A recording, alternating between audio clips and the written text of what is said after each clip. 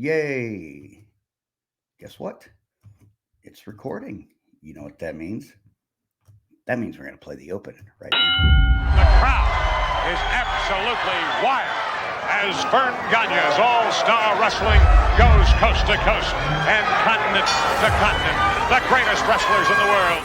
He may be an apprentice carpenter, but I guarantee you he is a seasoned ring veteran. I've been hit with bar stools, bar rags, barmaids. I'm talking to you. They're scared that Hulkamania's still running wild. Oh, yeah. I got a big fat wife and 9 kids at home, and I gotta feed them. And take a look at Jesse the Body in real life. Open your hand once if you would. You want to see it?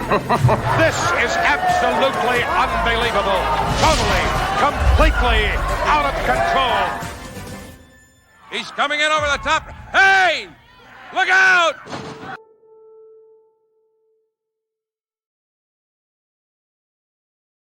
You know, I was thinking about that open, and totally and utterly out of control can also describe the preeminent #1 podcast for the AWA. We are AWA Unleashed.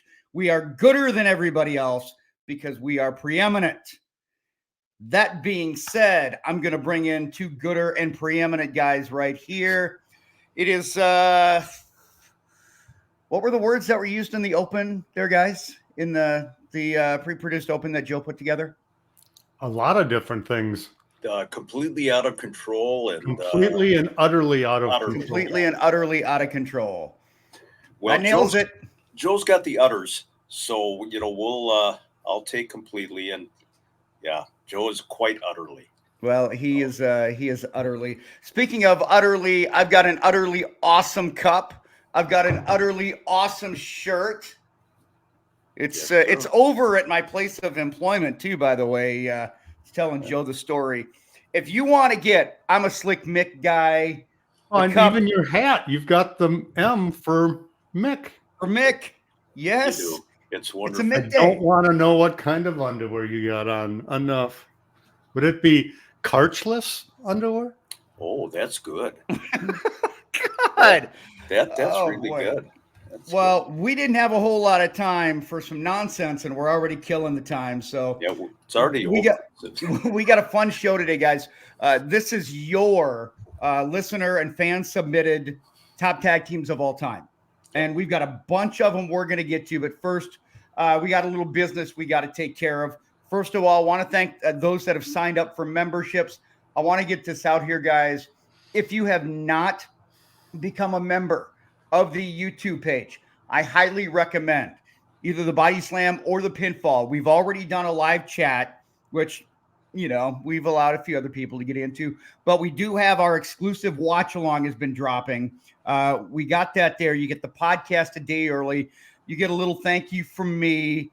If you get the Pinfall, we're going to have some brand new exclusive interviews that are going to be just on the Pinfall level. And there's a reason for that. We're not trying to, skimp away from the normal stuff, but we do have a reason for those. And if you're on the Pinfall level, you'll kind of figure out why. We'll let you in on the secret there. So we've got all of that at $2.99, the Body Slam. You still get the access to the podcast a day earlier on YouTube. You get the live chats. You get a thank you letter with a sticker and a magnet from me. So there we go, guys. And if you want to go, if you want some AWA Unleashed merch, I don't do enough. I just don't do enough of the promoting, and I don't know why. tpublic.com, user Unleash Plus. We've got a couple of different logos, a couple of different designs. Of course, the Slick Mick guy, which, again, I'm a Slick Mick guy, have been for years. I will be until the end of time. So there we go. I do want to say before we get into it, this is my special day. If you guys are not going to acknowledge me, it is my Roman Reigns. Yes, acknowledge me. It is my birthday. Well, I would have acknowledged. Yeah, I would have acknowledged it, but you shilled for 45 minutes there. They didn't really get an opportunity. But happy birthday, pal! You're looking good. 27. I think that is fantastic. Stop, 27. Doesn't look a day over 60. Hey, huh? Yeah, the warranty's almost void, Cart. Yeah, real funny there, guys. Anyway, we got a show. No. Happy Mick, birthday. thank you. Mick, you have upstaged my special day. Do you want to know why? Why is that? Because my announcement does not pale in comparison to your Oh announcement. my gosh. It does not pale in comparison to your announcement. Congratulations, soon to be Grandpa K.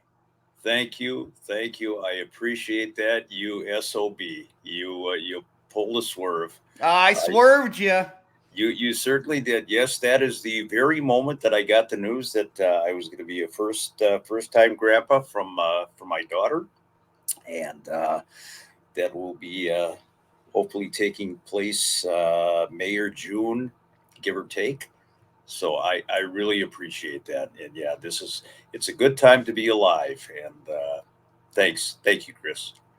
In all seriousness, congratulations, Mick. And from experience, being a grandparent, I love my children, loved all of that experience, but being a grandparent kicks ass. That's what I'm told. It's 99% of the fun with only 1% of the work. What's that smell? Shitty diaper? Oh, here you go. You know, it kind of sounded like our podcast. 99% fun, 1% work, and a shitty diaper. Here we are. Yes, get back to our show. Yeah. Let's get back to it. Well, we wanted to spend about 5 minutes with all the nonsense. We're at 6 minutes and 50 seconds mark. So, Mick, no, again, congratulations. Thank you. I didn't want to let you in on it. Joe knew about it, but it's just a little people deserve to know, what's going on in your life. Because thank you much. Thank you. It's a special time for you. Okay, special time for you folks as well. Here we go. And Mick, kind of set everything up for me, if you wouldn't mind, because this was something you put out there, and the response was pretty overwhelming. Really, really great response. Had probably 200 or better people respond with their individual lists, and just decided, let's hear what the listeners have to say and the viewers as far as who ranks in the top 15 of all-time AWA tag teams. Now, some of these are really surprising, and none of us participated in the voting. Not even me. I could have tilted it one way or another, but I opted not to. Are you telling me this wasn't rigged? This was a real vote. This is wrestling. Nothing is a work here. That's true. It's all on the up and up. My God. Anyway, so there are some surprises, some not so surprising. There is a little bit of generational influence here. But let's take a look first, Chris. I know you've got them ready to go. Just put the pictures up there. Here are 10 tag teams that did not get nearly enough votes to make the top 15, which really surprised me in the history of AWA wrestling. So let's just take a look at them. There you go. And these are all honorable mention. And these are these are on the outside looking in. Crusher and Red Bastien. Crusher and Red Bastien, a tremendous tag team, of course. Crusher, took over as Red's partner when Hercules Cortez was killed. Tag team champions until they lost the title back in 1972. But no, they did not. They did not get enough votes to make the top 15. That's just one example. Well, could that be because they weren't, just my take quickly, they weren't a tag team for very long? No, it was about a 6-month reign. Give or take. Yep, you're correct. Let's take another look, Chris, at somebody who did not crack the top 15. Yeah, let's go with Crusher and a new, another partner, George Clooney. George Clooney. And Joe, I mean, you're there at this point in time. And, Crusher and Baron were considerably past their prime at this point. They were competing with the Road Warriors at this time. I was very surprised, though, considering the popularity of Crusher and Baron, that they did not make the top 15. Well, two things. One, I was not yet at the AWA. They had won those belts, I want to say, in 84, and I didn't come in till later in 85. But the same thing is Crusher and Red. Crusher and Baron were they weren't a tag team for very long. And I think your point you brought up, Mick, was, yeah, they were on the backside of their career, so. There we go. So they did not make it. So let's just move on to yet another team. And they got some votes, folks. So we want to acknowledge those who voted for these teams. Dressed in, I don't know if that's Zubaz or leopard skin or what it is, but that is Pachinaka and Paul Diamond. Paul Diamond, number 2, I believe. Paul Diamond, number 2. And we're very high. All three of us are very high on this tag team. And we've talked many times towards the end of the AWA run. They were a bright, shining light, and you would have figured that even with generational stuff, enough people would have remembered Bad Company to put them in the top 15, but they did not. BADD, Bad Company, as Diamond Dallas Page would say. Correct. All Let's right. take another look for those who voted for some who did not quite make it. Let me handle this one, Nick. Oh, man. Go ahead. The Destruction I'm surprised. Crew. I thought these guys would have been a little bit higher than honorable mention, and I don't. Maybe it's because they skew a little bit more towards the later stages, but I thought that these guys they're memorable and they were so good with their promos. I mean, everybody remembers. I mean, let me handle this and. Doing the whole sledgehammer thing. Like, those are the two things that people remember. And they were really good workers. They were. And, you got to remember, again, this is towards the dying days of the AWA. So they were a team and a very good one, but not for long. And then, of course, I'm not sure that going on and being the Beverly Brothers helped them very much in the eyes of, the AWA fans. But nonetheless, Bloom and Enos, to me, tremendous tag team. Should have done better, but we do give them our honorable mention acknowledgement. Agreed. Big time that they should have done better, but taking a peek at the top list, who do you take out to put I'm feeling like the Garvin and Regal, but I'm feeling Garvin and Regal also in the honorable mention, but go ahead, Joe. I feel like, I'm on the college football championship committee. You've got so many good choices. Who do you exclude and who do you put in? I think the top 15 are pretty representative, pretty good group. But, again, Garvin and Regal, again, not a long reign as tag team champions. They get their asterisk for being the team that defeated the Road Warriors. I was really surprised at how little votes they got. Maybe it was a little animosity. People were not very happy when they defeated the Road Warriors. They thought that it was an aberration, should never happen. So they did not make the top 15. Always a special place in my heart because that was the very first interview that I worked on in the AWA. And as Jimmy Garvin would say in his interviews, it's not my fault. It's not my fault. Correct. But it is your fault, Joe. Well, of course it is. Okay. Yeah, it's always your fault. Let's take another one. Here's another one. I like this one. Again, like you guys were saying, we talk about some of the lineage of the AWA. You look at the history of tag teams, and it is really amazing how star-studded the tag teams were with just individuals coming together as units. Chris, when I gave the people the chance to vote, I gave them 40 names to choose from, 40 tag teams, 40. And that didn't even scratch the surface. It was just teams that I figured were probably the most recognizable. I was really surprised that Kurt and Larry Hennig did not even crack the top 15.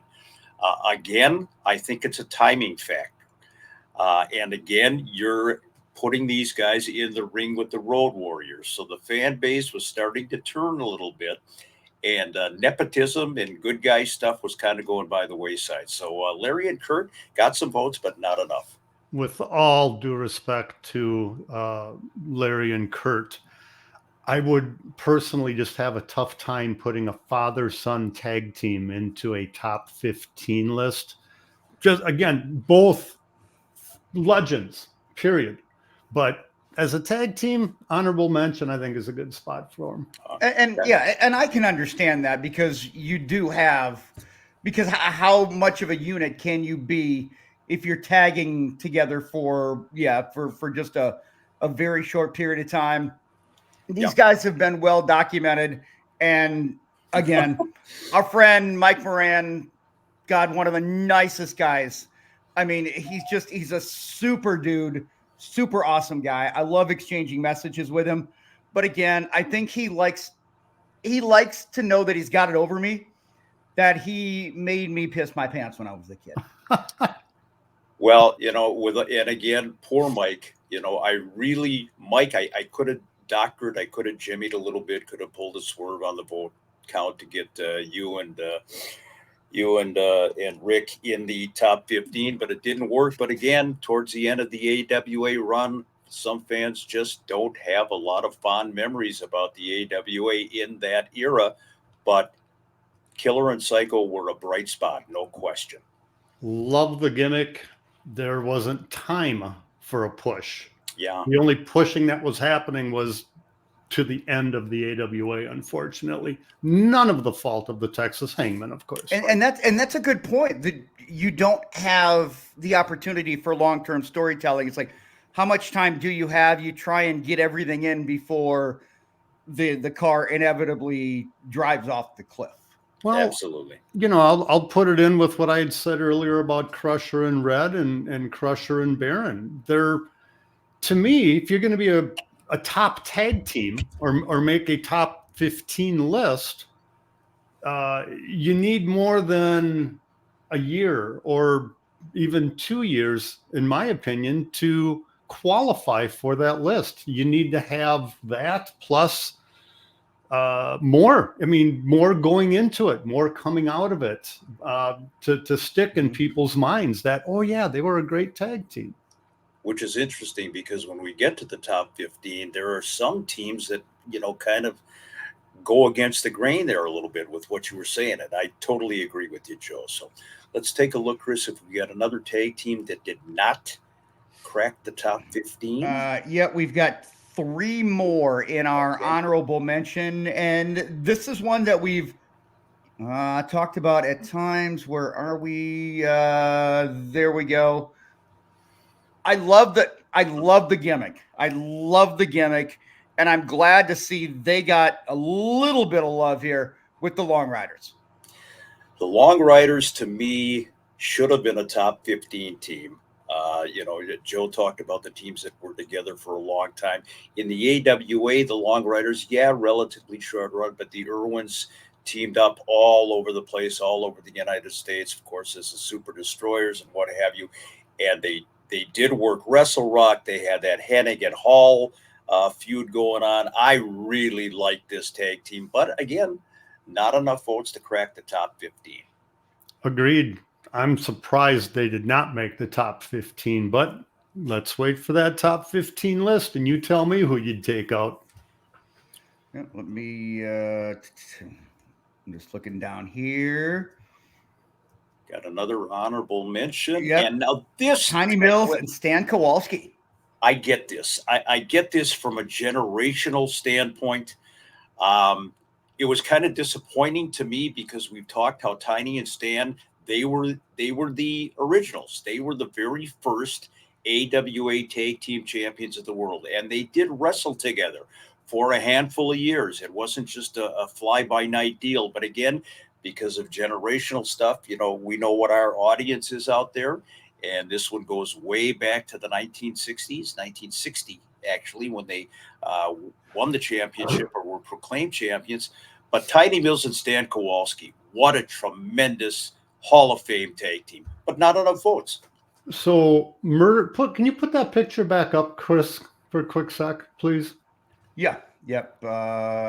So they were also known as Murder Incorporated, right, Mick? Correct. I can't help but look at what looks like the tarp that they're standing on and thinking that they're going to get whacked by the mafia or somebody right after winning this tag team championship. They better have eyes in the back of their head because, old Frankie the Fish is probably waiting around the corner, as you said, to do the old whack job on Tiny and Stan. But I was surprised. I figured there would be enough old school people out there to say, hey, we got to put these guys in. All right. And here's one. It kind of brings the honorable mention back around here, guys. Red Bastien and Hercules Cortez, who, of course, mentioned the very first honorable mention was replaced by Crusher.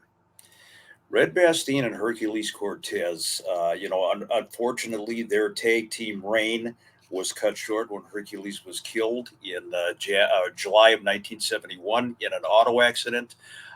Considering the fact that Crusher and Red Bastien, Hercules' replacement Crusher, didn't lose the tag team title to Bockwinkel and Stevens until January of 72, I think you can safely say Red and Hercules would have probably held the title for another 6 months. But at the time, they were so incredibly popular.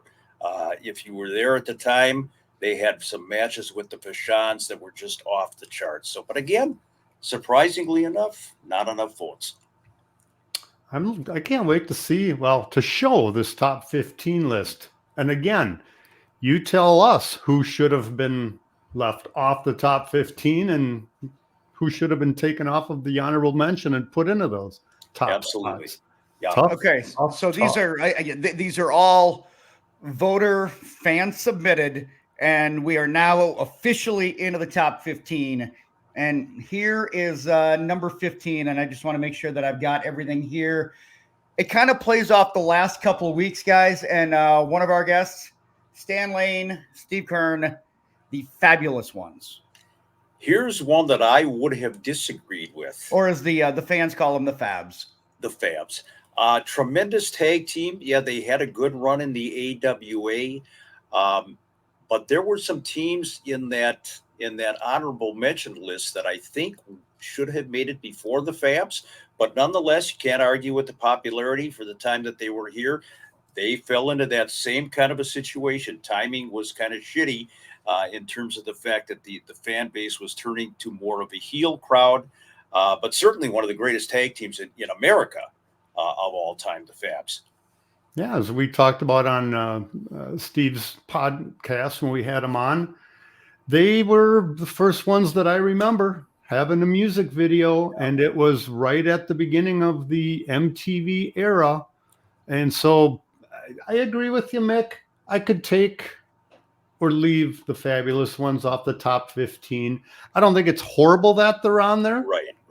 But I agree with what you said. I mean, I might put in Tiny and Stan, even though they were before my time, but just from the historical perspective that they provided. Plus, I really do like the Murder Inc. And let's be honest, you didn't talk about the music video. He talked about the music video. I brought it up. Oh, did you? Okay, see, I don't even remember you talking. Well, you are 49 now, so that's when the memory starts going. Yeah, that's everything starts to fall apart there. Let's go with this one, guys. I wish I could have seen these guys at their heyday. Ken Patera and Jerry Blackwell as part of the Sheik's army. In terms of getting heat, there weren't many that generated more of it than Patera and Blackwell. And I wish I could have seen them at their peak, because I can only imagine the sort of vitriol the fans would have thrown their way. Oh, Chris, it was absolutely incredible. And they were part of arguably the AWA's hottest run ever in the early 1980s. Two legitimate tough guys. And of course, you throw Sheik Adnan into the mix, who was a heat magnet, just by breathing air. Blackwell and Patera, I think, should have been higher than number 14, but it wasn't our votes. It was the viewers and the listeners. When Adnan bought Patera from the Heenan family, I remember that promo. I remember that whole situation and thinking, okay, I hated the guy before. I really hate him even more now because he's with Blackwell and the Sheik. And I agree with you, Mick. The run that they had and the heat that they had on them, if not at the top of the list, very near the top. Two of the greats, no question. Oh, by the way, I'm not talking about about them being a tag team at the top as much as just the heat that they generated. Oh yeah, absolutely. And there's just something about an American Olympian and a country boy turning your back on your country and joining up with a dastardly foreigner that just, I don't know if it would generate that kind of heat today because we're in a completely different political climate. You could generate heat for various reasons, but do you feel like something like that would get over today, guys? Just a little sidebar here. I don't think they would try to do it today. I think they would stay away from it because of the PC society. You remember Vince did it about 8-9 years later with Sarge and Adnan in Madison Square Garden. But I think the climate has changed. I don't think you get away with it now. Yeah, I mean, they still look at who's the Intercontinental Champ in the WWE? Gunther. Yeah. He is comes across as the General and, being a German and so forth. I mean, the heat on Germans like Baron had back in the day, it's not there anymore. They still will have the foreigner in there, but they don't play, oh, he's a dastardly German or he's a dastardly Russian. Right. That is right. They put it out there and I think hope that they generate some behind the scenes heat from the fans and that the fans start saying, oh, you son of a bitch, you're a damn Russian, go back to Russia. They just don't do that anymore. It's not a direct in your face. It's not a Fritz von Erich or a Baron von Raschke dastardly Nazi German. There you go. Okay. It just kind of came to me as we were kind of talking about that. So just a little bit of a sidebar there, guys. So thanks for kind of filling me in on that. Speaking of a couple of those, I don't know if it was. I got to move my cat out of the frame here because that cat is. There you go. What? Okay. All right. Did the cat hiss? There she is. Hi, Mackenzie. Oh my God! From the gorilla position, we have the cat. Wow. She's waiting for the cue. I love it. Leave her in there. No, Mackenzie, no, come back. Kitty. You got to leave her in there. Our ratings might go up. Boo. Get out of the building. All that right. is bad booking by Mick Karch. Well, she did the run-in too soon. Man, we want Mackenzie. We want Mackenzie. We're going to start an online petition. Yeah, well. I'm sensing a T-shirt of Mackenzie. I'm telling you, man, I will put together a T-shirt put over with Mackenzie's picture on it. Yep. I love it. Okay, speaking about two guys that were over, we're going to go from a cat to a dog. Woof. Mad Dog and George Mad Clooney. Dog, Rashawn, and Baron. Is this number 13, Chris? I kind of lost track when we started talking about your cat. Yes, 13. This is number 13 on our top 15. We're about halfway through. Top 15.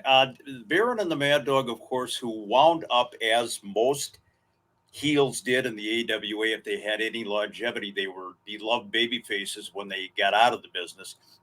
But the Dog and the Baron in their day as a heel tag team, incredible. I mean, you talk about two stereotypical bad guy foreign heels that established themselves as AWA legends. And I'm surprised, number 13, I would have figured they would have done better. But again, time-wise, maybe generational. But what a tag team. Mick, correct me if I'm wrong, but in his earlier days, basically around where this photo was taken, Mad Dog was built out of Algeria, was he not? Yes, he was. That's correct. Later, yeah. But then later on, wasn't it? Didn't he start coming out of Montreal? He did, and people move around, Joe. And I get that. I was just trying to make sure that I remembered. Oh my God, Mad Dog, he's got to stay in one place. That dog's got to hunt, man. That dog's got to hunt. It's what the thing is that you can only live in the back alleys of Algeria for so long. Well, and don't forget deep dark mines. That's right. To make my body strong. That's exactly correct. I get chills when you do that, and not because of Mad Dog, because it's you doing it. But Mad Dog and the Bear, wow, Mad Dog and the Baron, two guys that Baron from Germany with the goose step, and the dog from the alleys of Algeria eating garbage out of garbage cans and everything else. But AWA legends. If you got an AWA Hall of Fame, Wall of Fame, whatever it is, you got to put the dog in the Baron. Yep. Yeah. Why isn't there an AWA Hall of Fame?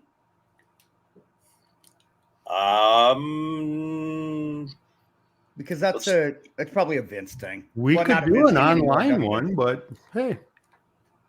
Yeah, somebody will sue us. Yeah. All right. Let me. We'll just spell it backwards. Let me see. My couple of these pictures didn't load here, guys, but I'm going to get this one because this tag team was a part, and yet we've mentioned it here for some of the fans that are my age. Where in the world is it? There it is.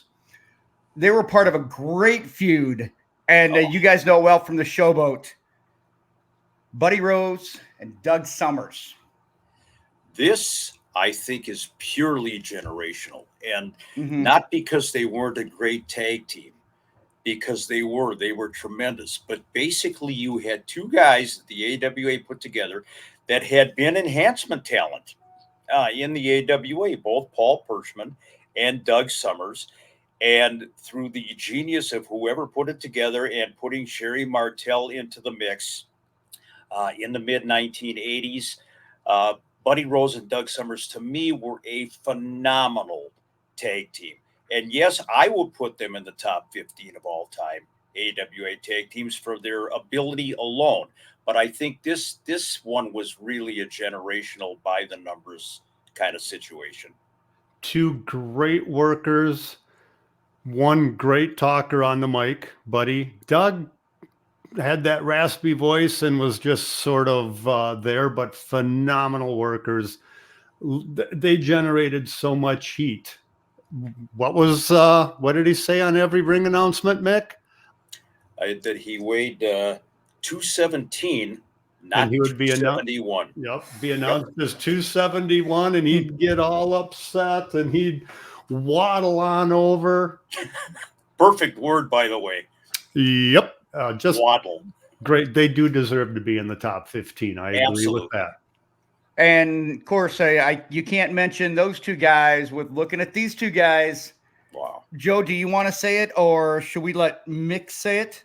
Well, no, I don't know. Where do we want to go with this? I want to make sure that we do it accurately. And we need to have Mick announce it the way that got him fired from the AWA.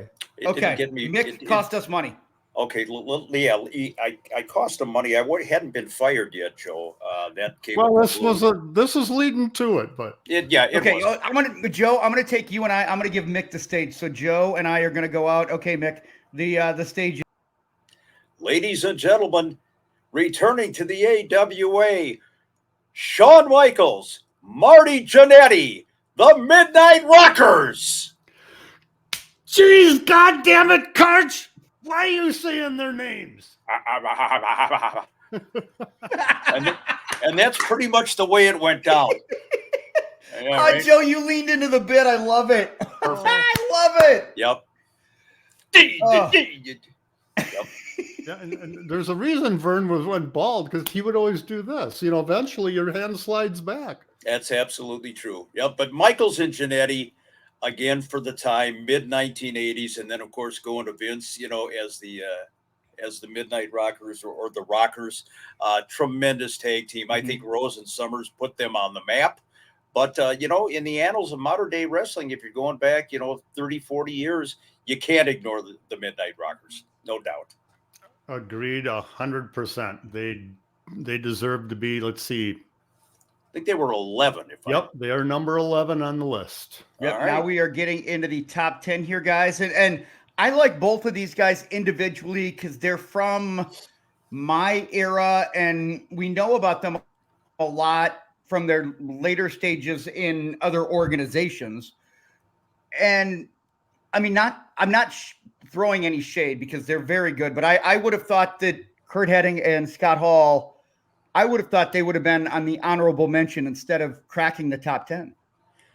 They got a lot of votes, and that really, I'm like you, Chris. It surprised me, not because of the quality and these guys are from my era. Like these guys were, these guys were a big part of my memories. Yeah, and individually, as you said, my God, the success that Scott Hall and Kurt Hennig had when they went off in their own separate directions. But, both baby faces over huge here in the AWA area.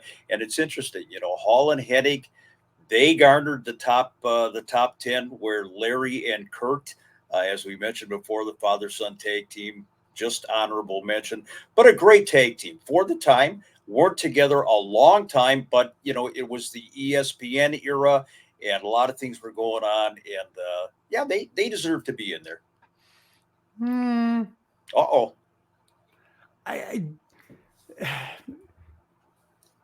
Generationally, yes. Would you say, Joe? Yeah, I mean, I'll give it to. I mean, the fans voted, and that's what it is. I wouldn't put Scott and Kurt in my top 10 or top 15, especially after seeing some of the honorable mention ones. Right. I think they got in because of their overall success, but Scott Hall was not the bad guy. He wasn't Razor Ramon. Kurt Hennig was not Mr. Perfect yet. They were young, still fairly green, would you say? They hadn't grown into their personas. Oh, without a doubt. They weren't even, it wasn't even a sniff of their personas. They were two young, up and coming baby faces. And what the world remembers both of them as are the bad guy and Mr. Perfect. So, I mean, I get it. I get why they got voted in there. Personally, they wouldn't have been in my top 10. Okay. Well, here's one that I wish we're getting into some of these teams that I wish I would have seen in their heyday. And I'm going to make sure we are at number 9, guys. And I'm just going to make sure that I match this up here. Talk about this one. Ray Stevens and Pat Patterson. In terms of the overall wrestling business, Stevens and Patterson are probably a top 5 or 6 tag team on a national or a worldwide basis. Ray, of course, had already teamed with Nick here in the AWA. Stevens and Patterson were huge out on the West Coast in the San Francisco area. Two of the greatest wrestlers that ever lived. I mean, from a technical standpoint, from an in-ring generalship, they teamed here in the AWA in the late 1970s. Certainly a top 10 tag team. I'm surprised they didn't even go farther than that, but absolute classic. Pat Patterson, first intercontinental champion in the WWF. And I could do an entire show on Ray Stevens.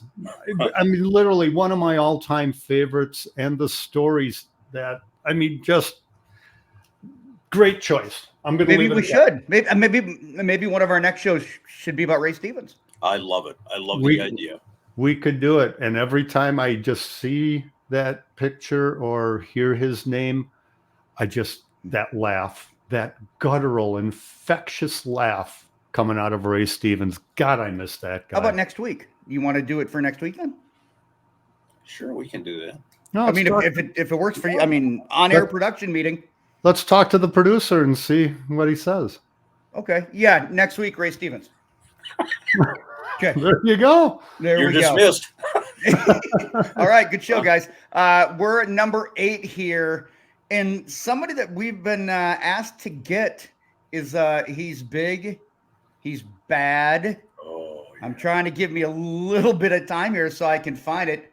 Big, he's bad, and he's big, bad Bobby Duncombe along with Blackjack Lanza. Do we get them? Are they coming up? I had it, and then where did it go? There it is. See, sometimes they load early, sometimes they don't. Well, these are a couple of big guys, Chris. Yeah, it's hard to get them both on the screen at the same time. Let's just be honest. Yeah. There we go. There they are. There they are. Blackjack Lanza and Big Bad Bobby Duncombe, of course, part of the Heenan family. I was not surprised that they made the top 15. I was surprised that they were as high up as they are. Jack Lanza to me is a legend in wrestling. One of the true tough guys. Did a lot in the AWA as a babyface and then as a heel, and then of course teaming up with Blackjack Mulligan all over the place, made a big splash.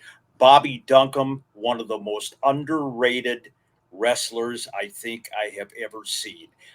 There was nothing flashy about Bobby Duncombe. He was a big, tough Texas guy. No nonsense interviews. Together and along with Bobby Heenan, this was a double tough tag team, and I agree. This is top 10 stuff for sure. As it relates to Bobby Duncombe, we've often talked about how the person is so much different than the character. In the case of Bobby Duncombe, no, that what you saw on TV in the ring, that is and still is Big Bad Bobby Duncombe. Just a big old Texas boy, loves to have a big old dip in his mouth. And as Greg Gagne says, sort of tough to understand him sometimes, but eventually you get the point.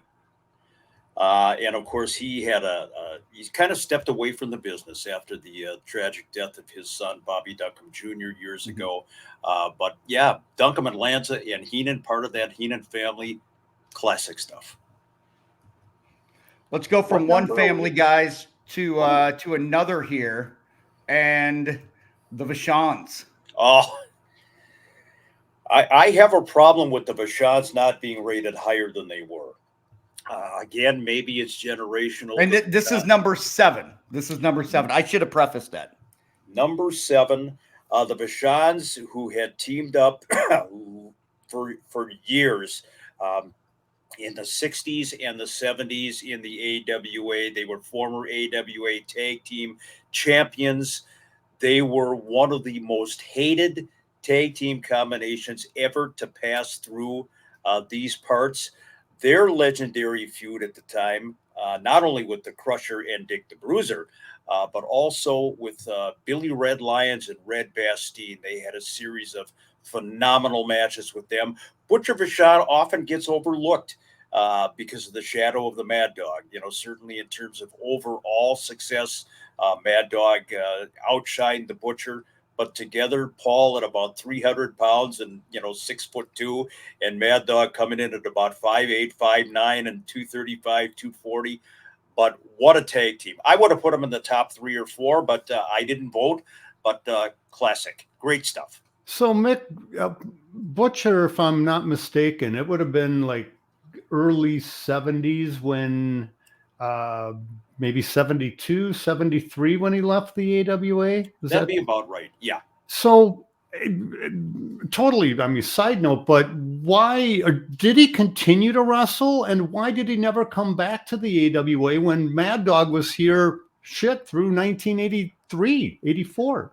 Well, I don't know why he didn't come back to the AWA. I know he went out east. He wrestled for the WWF back in the day, more or less as an enhancement guy. I mean, he did have some success. I don't recall who managed him. Probably one of the Golden Four. But Butcher lived in the Vermont area too. He kind of settled in Vermont, and I'm just wondering if at that point in time, just guessing, that maybe he was kind of winding down a little bit. The Dog still had some years left in him, and of course they turned Mad Dog historically babyface. But I think Butcher just kind of settled in and just wound down a little bit. He's still with us, God bless him. I think he's 87, 88 years old. He pops up on Facebook every once in a while to give greetings to his fans. Talks about his ailments, which are real serious right now. God love him, but one of the greatest tag teams ever in wrestling in the Vachons. First tag team I ever hated. There you go. Here's number 6, guys, and these two guys could tear some shit up. Let's go with Dusty Rhodes and Dirty Dick Murdoch. Rhodes and Murdoch. And again, this is interesting because they were historically one of the great tag teams in wrestling, period. Not only in the United States, but of course in Japan, teamed up everywhere they went. They caused havoc. I mean, in and out of the ring, legitimately. The Flame Cafe over on 14th and Nicollet. Probably, I think Rhodes and Murdoch systematically demolished the place before it was ever actually demolished by machine. Dusty and Dick were the real deal. They were beer drinkers. I knew somebody in the business that went on the road with Rhodes and Murdoch quite extensively, and there was nothing gimmicky about Rhodes and Murdoch. Joe had mentioned Bobby Duncombe earlier on. Rhodes and Murdoch, the Texas Outlaws, were fucking tough guys and pure and simple. And yeah, they deserve to be where they are on the list. I have an idea for another show, and I say this because of Dusty. Top promos in top 5 promo performers, people who did their promos. Let's do a top 10, top 15 list, similar to what we did here. Because I say that because, damn, Dusty was good. Dusty was outstanding. Well, when you talk about promos in wrestling history, if you don't talk about Dusty Rhodes, you're talking about something else. I mean, this guy was just a gem. And again, Rhodes and Murdoch, how tough were they? They filmed The Wrestler at Maslack's Bar in Northeast Minneapolis, the original movie The Wrestler, and they tore that place apart too. So wherever they went, they left a pile of tinder. So Rhodes and Murdoch, great tag team. And speaking about tearing shit apart, I think our next tag team exemplifies that. They might have taken care of a bar room or two. Yeah, these guys could do it, and I mean, there you go. We're at the point where these guys don't even need an introduction. But for those that are not watching on YouTube, we are in the top 5: Crusher and Bruiser. Kayfabe cousins, the Crusher and Dick. See, that's what they beat today. If they had to they would be repackaged as the Kayfabe cousins. Sure, they would. Yeah, I mean, and Reggie Lasowski and Dick Afflis, the Crusher and Dick the Bruiser, started teaming up in the early 1960s. Legendary, not only here in the AWA, but of course in Bruiser's WWA. They had tremendous feuds with Larry Hennigan, Harley Race, and of course, later on the Vachons and Bockwinkel and Stevens. Crusher and Bruiser, when I put the poll out there, I thought they were going to win it. And if not win it, I thought they would be maybe top 2 or 3. Just a superb tag team, legendary. What can you say, Joe? I mean, the Crusher and Dick the Bruiser, this is it, this tag team wrestling. Well, they would have been my number 1 without question, but if you've seen the show, you know that Crusher was my all-time favorite growing up for various reasons. But those two together, looking back now and experiencing wrestling to this day, has Stone Cold Steve Austin ever given any credit to Crusher and Bruiser for Stone Cold's gimmick? It just seems like the same type of, while Stone Cold wasn't a barroom brawler, going up, slamming the beers, the way he did his promos. When I first saw Stone Cold Steve Austin do that gimmick, I thought of the Crusher. No doubt. No doubt about it at all. And Crusher, go ahead, Mick. Yeah, and if you saw them wrestle in Chicago, the building was explosive. If you lit a match, the building was going to go up. I mean, it was that intense heat, both from a negative and then a positive standpoint as they got to be baby faces in Chicago. And if you guys want to see a fantastic Crusher promo and get instant reaction from Mick and Joe about it, if you join our membership, our first watch along has a Crusher promo that we are watching in real time. And you can see some of the reaction, especially from Joe, that you see Joe Chupik revert back to his childhood fandom, and it is awesome. It is awesome. And if you want that, our members have seen it. Our members know exactly what I'm talking about. It's $5. You guys are going to love it. You can sign up on our YouTube page. And it's more than a promo, more than a standard standing in front of the wall with Marty O'Neill or Mean Gene Okerlund. It's a sit-down interview with Roger Kent, and it's about 6 or 7 minutes long. And I think about it now, and I just smile. That's just how much I enjoyed watching. So good. Well, it was you hung on every word and how he said it, and you're like, I can't wait to hear what he's going to say next. That's missing in some of these promos because I know exactly what's going to be said with every promo. Like, okay. Nobody calls my ladies of the evening wenches.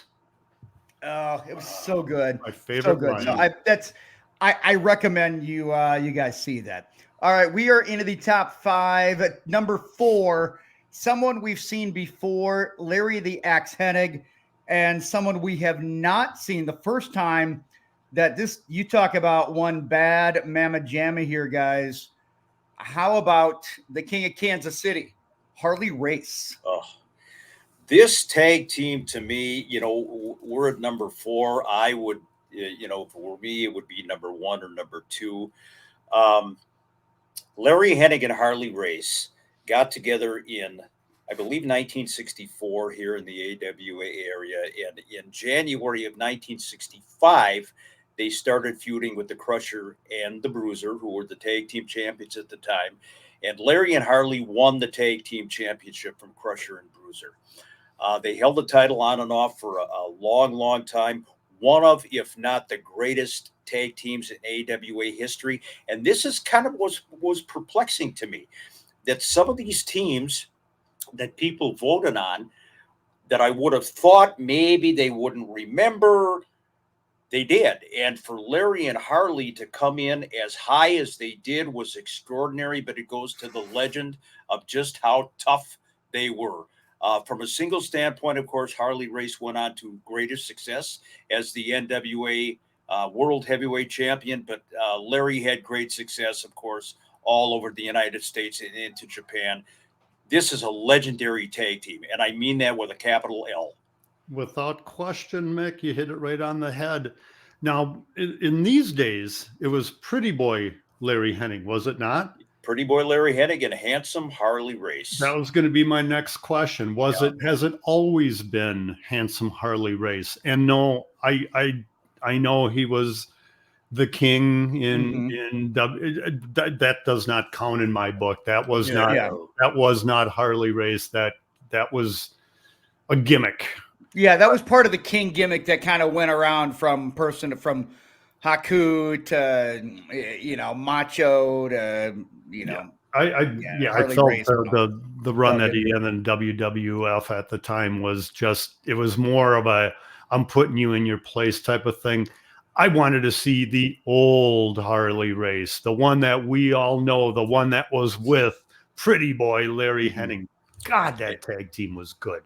And of course, Crusher called them Gertrude and Sylvia, the Dolly sisters. And the third member of the tag team was Chris Markoff, that he called Sweet Lips Christine. So that was the Dolly sisters. Tremendous. All right, the next one here, guys. This is number 3. I'm a little surprised that these guys came up. They were a big part of our very first watch along. We saw, this team and another team that's also in our top 3 are a big part of the watch along. But Jesse the Body and adorable Adrian, the East-West connection. Number 3. This one surprised me. Not because they cracked the top 15, but at number 3, I've got a little problem with that. And I think this was purely generational. And again, they were coming at a time when they were selling out the St. Paul Civic Center. So for the whatever length of time they were together as a tag team here in the AWA, the East-West Connection, they were certainly over. Tremendous heat. Adrian the wrestler, Jesse the talker. No question about it. Their feud with the High Flyers is stellar. Top three material, I don't know, but certainly one of the best, one of the most memorable tag teams in the AWA. Agree with everything you said, Mick. I got to bring up 2 points. So one, it would be Adrian's left foot. Doesn't it look like it's about a size 32? Yeah, it actually, now that you mention it. It's because of the shadow. But the other thing that strikes me about this, I've played a lot of golf in my day. I've never worn this type of attire. You can see that they're both holding golf clubs. Mm-hmm, mm-hmm. Well, Joe, you've done the Baby Huey, you've done the Mickey Mouse, Donald Duck outfits out on the golf course. Maybe you haven't resorted to the leather, but you've certainly had some attire that has turned some heads. I only wear the outfits you described in the privacy of my own dungeon. Okay, we got to get on to the next. Ooh, I got to rush onto this one here, guys. See what I did there? There you go, number 2. You can't go wrong with any of them that are coming up. But when you talk about one of the best of all time, not only in the AWA, but any territory, any promotion that they went to, they were top guys. And those are, they need no introduction. Hawk and Animal, the Road Warriors. Chris, it's a given.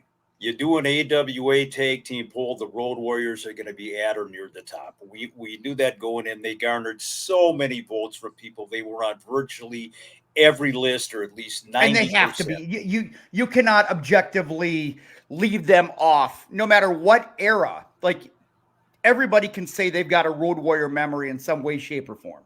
Oh, there's no doubt. And there's a lot of people that will say without a hesitation, this is the greatest tag team of all time. Depends on how you look at it, what school you're from, old school, new school. But Animal and Hawk, certainly, they revolutionized professional wrestling, and they turned baby faces into heels and heels into baby faces. I will say that. I've said it many times over these many years. I give credit to Hulk Hogan for changing the landscape of professional wrestling. And then I give the credit to Animal and Hawk for changing the face of tag team wrestling. They did indeed do that. How many teams in the subsequent years tried to replicate, to duplicate, to be what they were? There is only one Legion of Doom. There's only one Road Warriors, and that's Animal and Hawk, period. Guys, I don't think I've got a picture of the next one. Really? I've got one of them, but I don't have the next one that's on our list. Wow. I don't have 25. Okay, well, let's talk about who it is anyway. Because, and this is going to sound like a work, ladies and gentlemen, but it wasn't. The number 1, are we at number 1 right now? This is a tie for number 1. I have the other team, but I don't have this one. Do you see that you sent it to me, Joe? I do not see it in the folder. Okay. Well, I wanted to make sure that I didn't, because I don't want to get all the way here and not give it its just due. But yeah, that's we do have the other one, but this is a friend of yours, Mick, and the individual that I think we're going to do the show about next week. I'm going to let you take it from here. A vote for vote tie. And, I think that will tell you that I did not have anything to do with the voting, because that at that extra, that tie changer, that tiebreaker vote would have gone a certain way, and it would have probably gone to the way of Nick Bockwinkel and Ray Stevens. I was stunned that this was literally a vote for vote tie with all the votes that came in. Bockwinkel and Stevens put together in 1971. They, of course, had known each other from their times out on the West Coast and all over the country and into Hawaii. They came together in July of 1971 and won the tag team championship from Red Bastien and the Crusher in Denver in 1972. to me, the greatest tag team of all time, because they came from an era not only when fans believed, but they kind of acted out their belief. They went nuts, the fans, with the heat for Bockwinkel and Stevens. So Nick and Ray, again, in my estimation, the all-time greatest. You can't argue with success, either as a tag team or on an individual basis. Of course, you put Bobby Heenan in the mix, and it was magic. So that was one of the tag teams that were tied for the number one spot, viewer votes. Mick, I'm glad that you brought up Bobby, because I was going to say I can't think of Bockwinkel and Stevens without including Bobby the Brain Heenan. Absolutely. It's something that I don't remember seeing since or today, which I guess is the same thing. But you've got Nick Bockwinkel, who did phenomenal promos. You did Ray the Crippler Stevens, who was very good on the mic. And then you had Bobby the Brain Heenan, arguably one of the, if not the greatest talker of all time. So that just doesn't happen today. You put together wrestler or wrestlers with the manager because the wrestlers can't talk and the manager is the mouthpiece. But you had all three of them together in the same tag team, and even taking away Bobby Heenan. Mick, I agree with you. These two, the way I'm looking at it, I probably have about a 4-way tie for the greatest tag teams in AWA history. You brought up a great point, Joe, about the promos. If you think about it individually, you had the eloquent Nick Bockwinkel, you had the rough, tough guy, Ray Stevens, and you had the total nonsensical, sarcastic, smartass Bobby Heenan, and it was magic. Yeah. Haven't seen it replicated since. And we had a tie, Chris. We had a tie. We did, and thank you guys for filibustering and filling some time until I could get that picture from Joe. So good job, you guys. Let's get to number one, the other number one. And again, I don't think that this is not any surprise as well. And if we haven't talked about him, you guys know who they are. There it is. Greg Gagne and Jumpin' Jim, the High Flyers. I know a lot of people that voted for the Road Warriors or for Larry and Harley or for, Crusher and Bruiser are going to say, they don't compare to no, it's apples and oranges, folks. You had a different style. We've said it so many times, Joe and Chris, on this show. The people who put down the power, the star power, and the magnetic reaction to Greg Gagne are out of their freaking minds. Together, he and Jim Brunzell, when they formed the tag team, the High Flyers, they absolutely lit up every arena that they appeared, sellout crowds for years, whether it was wrestling Nick and Ray or Jesse and Adrian, Patterson and Stevens, whoever it was. You can't argue with the High Flyers being right up there. And again, vote for vote, an absolute tie. Amazing. I brought it up earlier about how some of the tag teams that were on our honorable mention list, why I thought they deserved it. And one of my points was that they didn't have the longevity.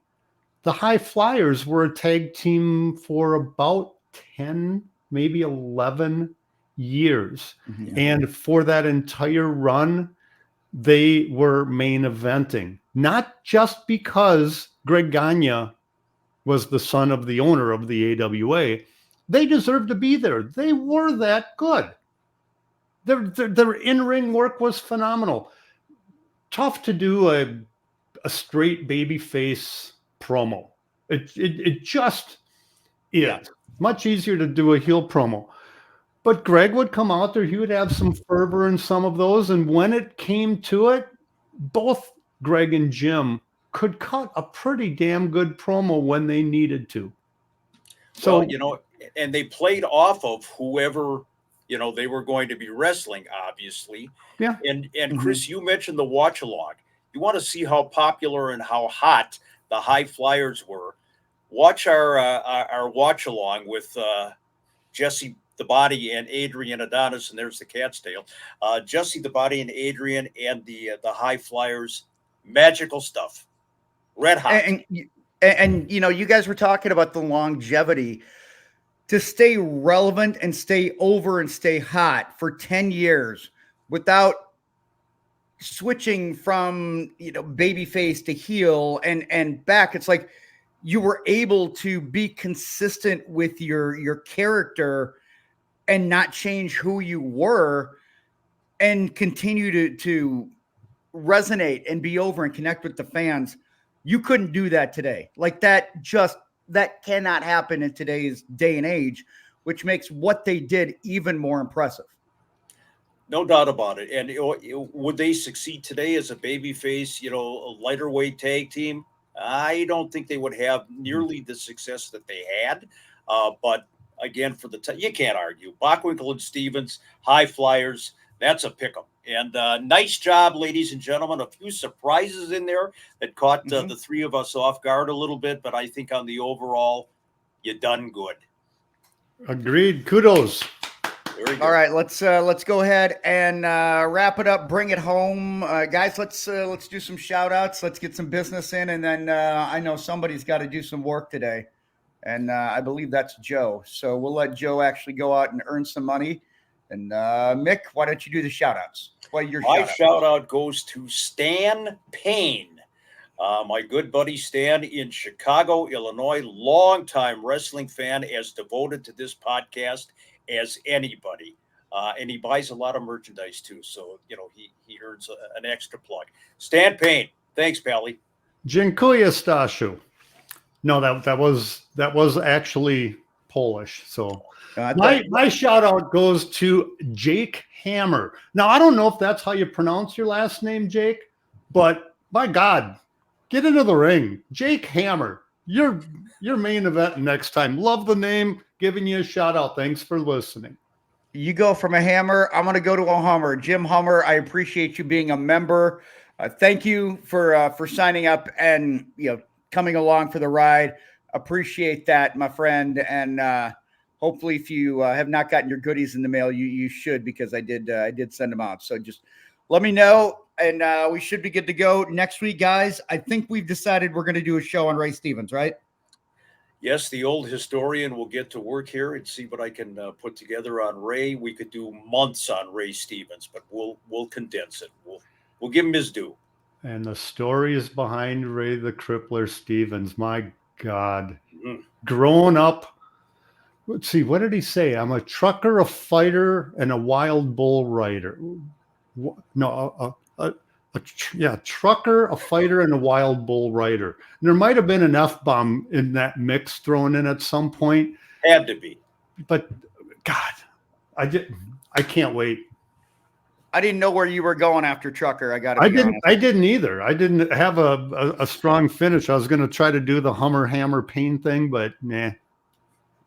You could have just gone with trucker. Yeah, truck you. Hey, have a happy birthday.